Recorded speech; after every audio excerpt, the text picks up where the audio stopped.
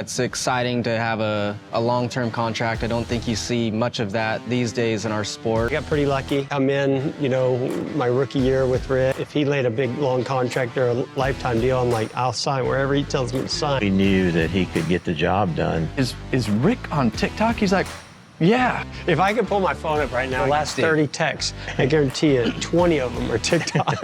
What's the most difficult thing managing this guy?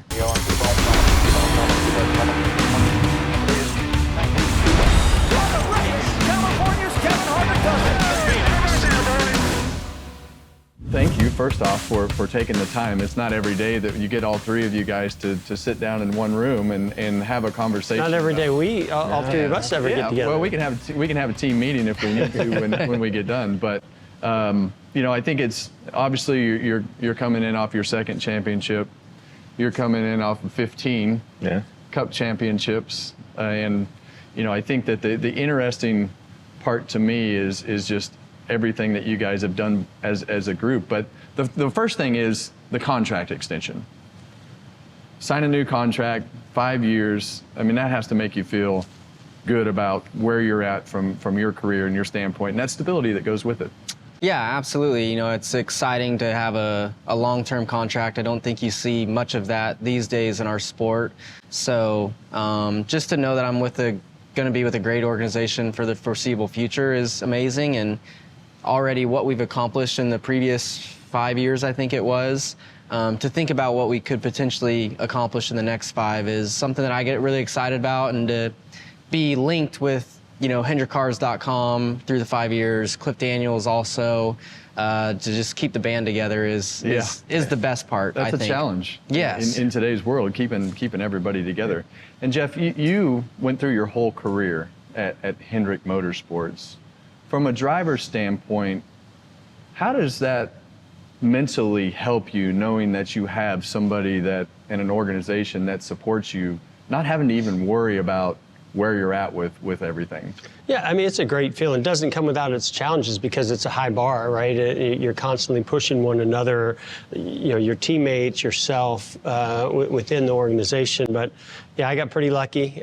Come in, my rookie year with Rick, and the rookie year wasn't great, but things picked up quickly after that. And so to me, I just always knew he took a chance on a young guy, and I knew that I didn't want to go anywhere else. After we won the first championship, I knew then if he laid a big, long contract or a lifetime deal, I'm like, I'll sign wherever he tells me to sign. But, it's an amazing organization that supports you and gives you the tools. He's so involved with the people and what it takes. He can see when a team's working and when a team's not working. And he loves to get involved and help create and bring that to a better place. So that's a great environment to be a part of. But then if you're there long enough, there's going to be changes. There's going to be people come in and out, and those are the times where I think you really find out what you're made of, what the organization's made of. And I think that was what I was probably most proud of is, as much as I didn't want to see Ray leave, when he did, how did we respond, and how did we get back to winning a championship? So yeah, this is exciting, because I've had my eye on him, for a long, long time watching sprint cars, and took us a little while to get him to Hendrick. But, Rick and I talked many times about it is, man, if we can get him behind the wheel of our cars with our people, our organization, he's going to do great things, and he's certainly done that. When you talk about your culture, has it always been like that from the very beginning? Because I was fortunate enough to spend a little time when you guys invited me to make some laps in the car at the All-Star race, and I walked into the building, and there was somebody waiting at the door. Everything was organized, everything was clean, everything was structured, and I felt like I was in a real business.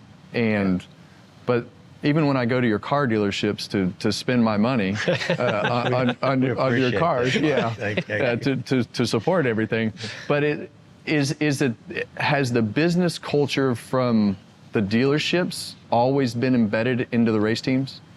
I think it works both ways. I think it's a family atmosphere. You know, I started 50 years ago in the automobile business with 5 people, and we started motorsports with 5 people 42 years ago.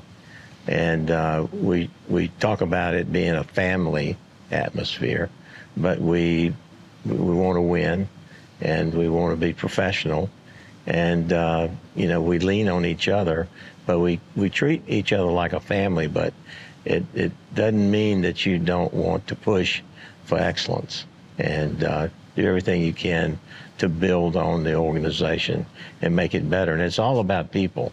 I don't care what kind of business you're in. You're in the people business. And I think what's happened since we brought Hendrick Cars on with Kyle, it's brought the 2 organizations closer together. And so they will come over, Jeff comes over, Cliff, Chad, and they'll speak at the seminars with all the automotive group. Automotive group spends a lot of time over at motorsports. Some of the training we do at Hendrick University, the team goes over and gets embedded in that training. So I love the way it's working together. And I think the culture, you know, people determine what the culture is going to be, and they hold each other to a high standard. And it's amazing for me to sit back and watch what's developed over the years. What do you remember about the conversation amongst each other when you were going after him? What was the intrigue? He's biased. He has that sprint car dirt biasness to him. What was it for you that said, okay, yeah, let's do this? No, well, I watched him because we built motors for him when he was at Ganassi. And so I would walk up to the car and talk to him and congratulate him. And he never would say much to me. I couldn't get him to talk to me. Yeah. No, I'm just kidding. Has he opened up any? A little bit. Okay, that's good. But no, and Jeff had talked about him, and Jeff had actually brought him to me back before he ever got in a car with Ganassi. And that's where I made a mistake. And if I had listened to Jeff, we would have been down the road further. But then when I met with Kyle, and Jeff and I did, and we knew that he could get the job done if we put him in the right situation. And boy, did it work out. The first year with 10 wins and championship. So, you know, again, building a team around him. We never knew Cliff would be as good as Cliff is as a leader, and more than just a crew chief, but a leader in the company. What surprised me about Kyle, I knew he was talented. I knew he could drive anything, but I didn't maybe expect him to, one, put the work in as much as he does. He works really hard. He's a closet worker. Yeah, he really is. Yeah.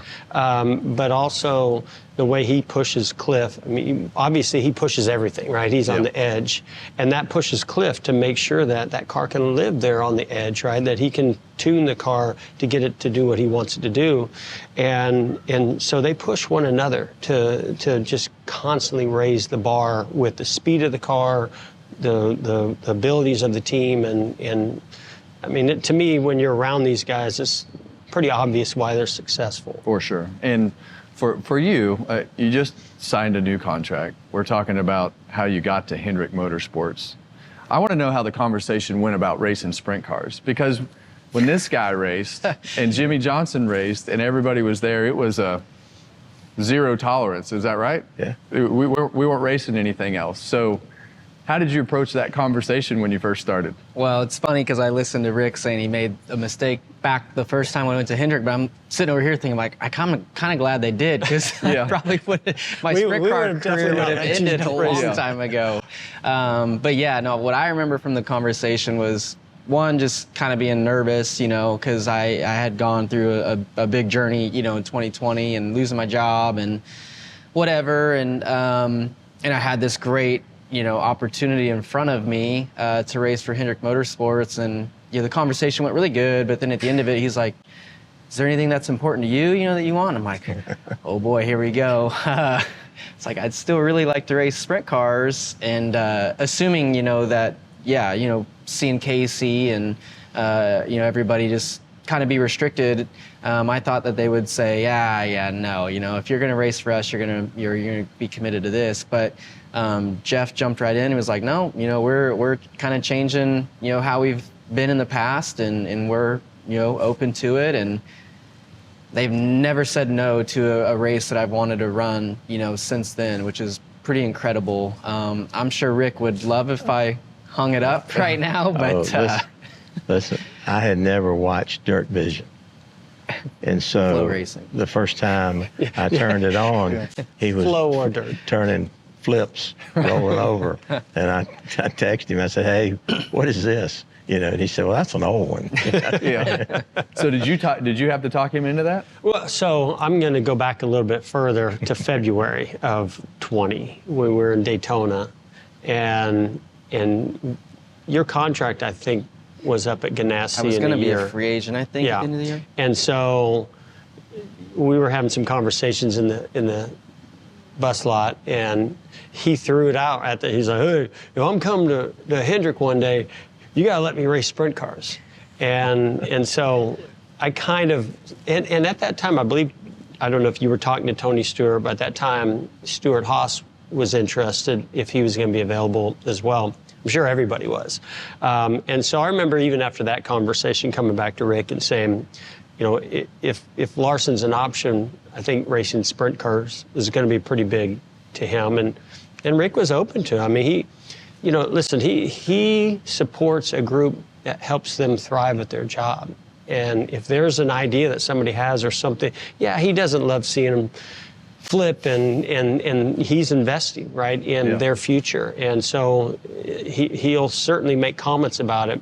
But when he also sees somebody that's happy doing it and thriving it and maybe even makes them better at their job on Sunday, he's going to be the first one to jump on board. So would you have raced more sprint cars if it would have been? I wasn't like him. No, I wasn't. You like just sticking to the Sunday stuff. One thing, when I went back and forth. I did some Silver Crown racing, some midget racing when I first got into NASCAR in the Busch Grand National Series, and it was exhausting to me. I didn't think I was as good on Saturday as I wanted to be doing it. He's different. Like, he can just hop into all these different things and apply it or put it behind him. And I was stock car. And once you get to a place where you're doing it all the time and not doing the dirt stuff, it's really hard to go back to the dirt. Right. So we had this conversation one day. I believe it might have been at the go-kart track when the kids were out there running around. And it was just a coincidence that both of us had a conversation about TikTok. So I got this TikTok video from Rick one day that he sent a clip of Keelan and I, and Kyle was like, so I asked Kyle, I'm like, is Rick on TikTok? He's like, yeah. Can you explain to me your TikTok usage? Because I was completely caught off guard when you sent me a clip from TikTok. If I could pull my phone up right now, I get the last 30 texts, I guarantee you 20 of them are TikTok. Well, how did this start? I'm sorry. I started tracking cars, really. On TikTok? Yeah. Okay. Yeah, exotic cars, Ferraris, especially really exotic Lamborghinis, Ferraris, and I get different colors, and then if I see a car that I really like, I'll blow the picture up somewhere it is, the dealership, and then I'll call them and see if it's for sale. But then I follow the racing stuff too. Actually, I saw him do an interview, and it wasn't a real interview. It was an AI or something, and he said something about he wasn't going to race anymore, and I immediately fired off at him. What are you doing? And I told Jeff, I said, what's Larson talking about over here? And it wasn't true. But his algorithm's trying to get me in trouble. Well, he sent you a TikTok of you flipping or something, right? Not a TikTok, like multiple. A number of TikToks of me crashing. He's like, are you all right? I'm like, yeah, Rick, that was like 6 years ago. But well, that was one of those things that for me was pretty funny.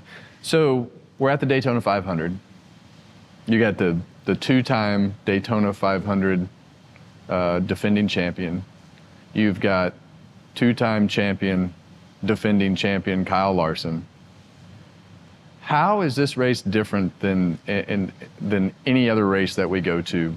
What is the effort? What is the magnitude? What is the difference of what you do for the Daytona 500 and the meaning of it compared to any other race?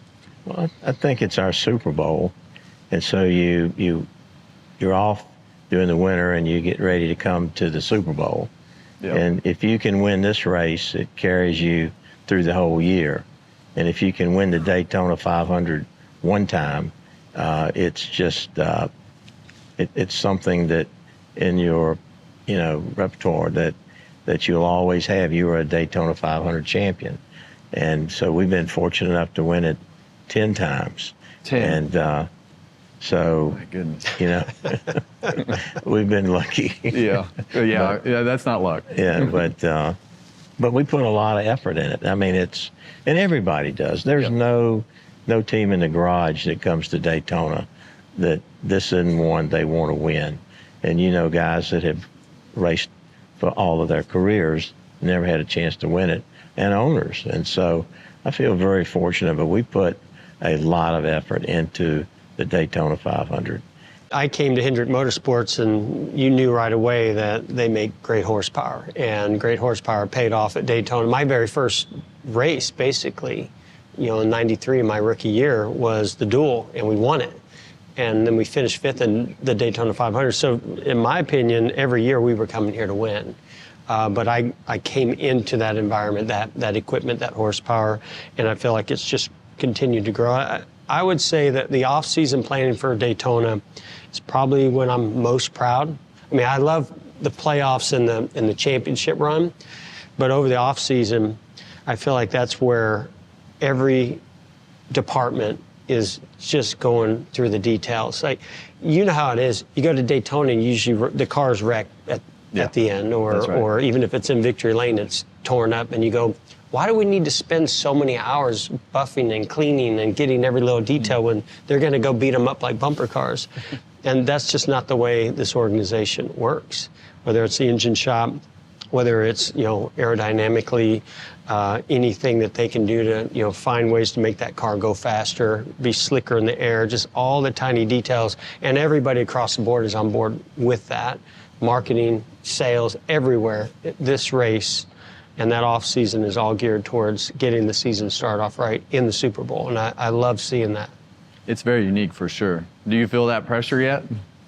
I was really close with Tony, and it bothered him for a long time every year. You haven't done it a long time, in my opinion, yet. Yeah. But, I mean, just knowing the history that this organization has, what's it like to have won everything in the world but not won this race yet? I mean, do you think about it?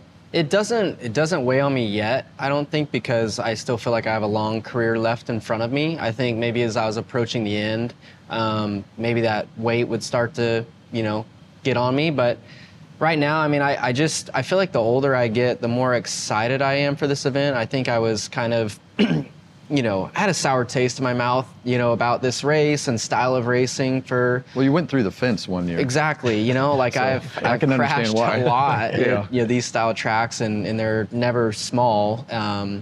But I feel like, since joining Hendrick, I actually feel like now I do have a legitimate shot of winning without lucking or fluking into something.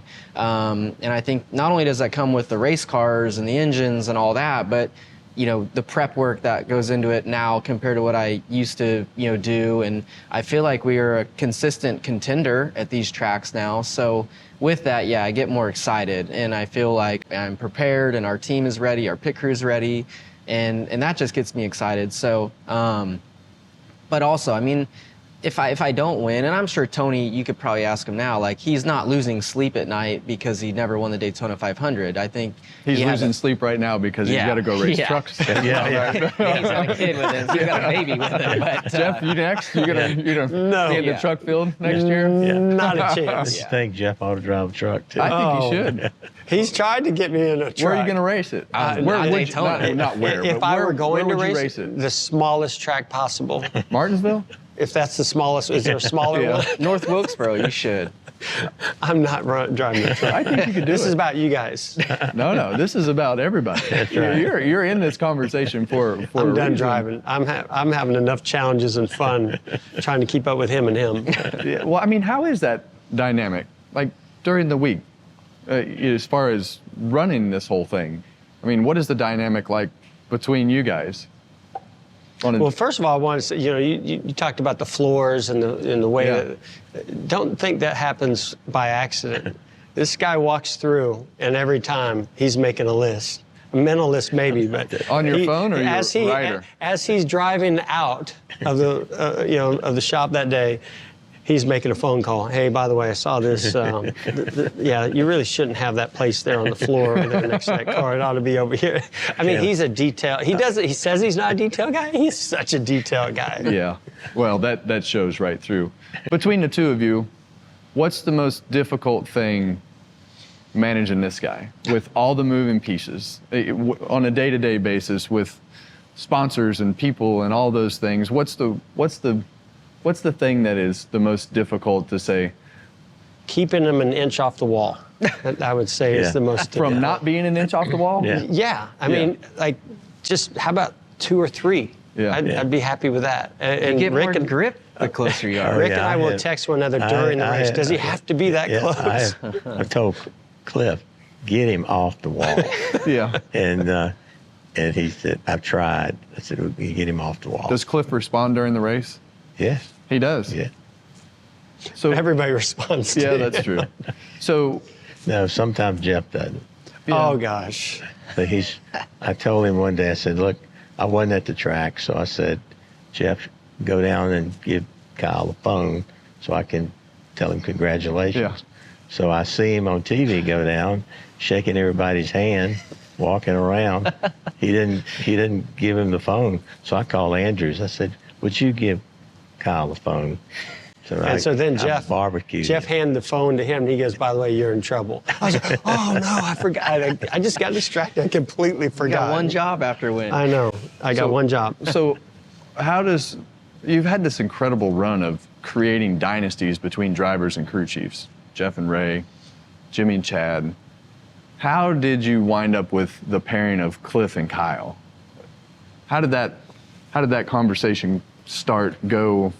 Is it something that you study it, you think it's going to work, it might work, strong personality, organized? How do you put them together? Because it just seems like you can pull somebody out of the sky and all of a sudden it's great.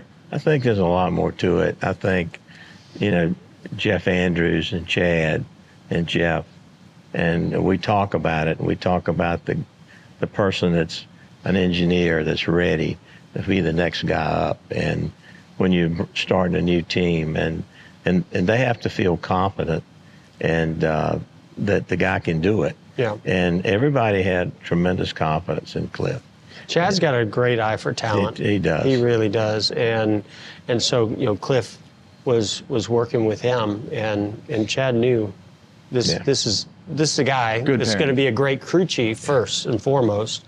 I think it kind of just happened, where as he was coming in, Cliff was ready and the guy, and He was with Jimmy before I came in. That's too. right. He was Yeah. with Jimmy for maybe one year. I think. half a season or Yeah, a season? something like that. So the pairing worked out, but they were both very talented in their own right. You knew they were going to be successful one way or another, whether they were together. I just think it happened to work out where they're great together. So you're starting a new season. I always had to find things to pull out of the sky to motivate myself. What's going to motivate? I know your goal. You want to win all the races. You want to win the championship. You want to do all those things. What's the motivation? Like, how do you motivate yourself to start another season? I don't know. I mean, that's a. You've already won 2 championships. You've already won a bunch of races. I think I've gotten the question, throughout media day yesterday, what's the difference going from 1 to 2? And I remember when I got the first one, not that I wasn't motivated, for the next season, but it was man, I got 1. That's so cool. I'm so happy. I'm content. Yeah. I've made it. I don't care if I ever win another one again. I'm always going to be known as a Cup Series champion. And then once you win the second one, it's like, all right, like now I want more. You might as well just try and go get more. So I think that's probably what motivates me, I think, now, is probably just to see how many you can get before you're done. But I'm really not the one to like set goals before the season. I just really try to, you know, go through the process each week of preparing to do a good job on the weekend. And if you're doing everything you can and doing all the small details right, those wins and results will take care of themselves. But yeah, I would say maybe the motivation now is just to see how many of wins and championships you can get before you're done. I saw a little spark when they announced Homestead was the final race. Oh, yeah. That's got to be pretty motivating if it comes down to that. I don't know. I mean, it doesn't matter to me, really. Yes, like I would way rather, in the Homestead's gonna be playoff better format, than I would have Phoenix. rather it Oh, be yeah. Homestead Yeah. than Oh, yeah. Phoenix, but yeah. I think it's super intriguing as to how this all operates, and the things that you guys have been able to accomplish as a group are pretty amazing. So thanks for taking the time to share a little bit with us today. Thank you. Yeah. Great. Thanks.